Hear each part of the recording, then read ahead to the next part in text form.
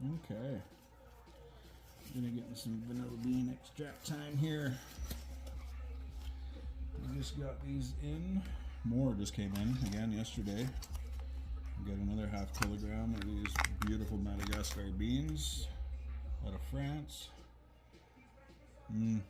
Food wrap. Oh, the smell. Again, if you could smell these. Whoa. And I'm pretty much a rookie on the cam, so you just gotta kind of bear with me.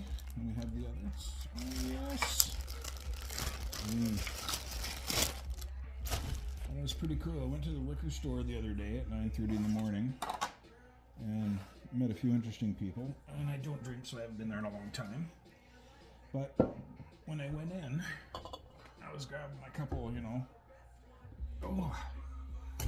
I was grabbing a couple bottles because I'm going to make a bit of extract. So I had these beauties in my hand. And I was looking at some tequila because somebody said, oh, what about a tequila extract? And I thought, well, you never know. I haven't drank it since I was 19. I can't stand the smell, but we'll see. Well, out came the happy liquor store man, asked what I was doing. So I explained the situation, and he agreed that tequila would be pretty horrific.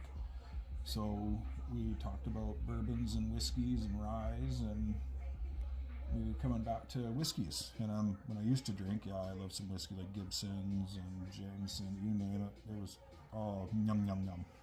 But he recommended Red Barn. And I've never had Red Barn before, never saw it. I'm going to say it's reasonably new because it wasn't around when I was drinking. But an interesting thing about this is how tied it is to my family. Okay, Red Barn. It's made in Nova Scotia, and that's where my family landed when they first came from Nova Scotia, New Glasgow and Halifax. Then they made their way here.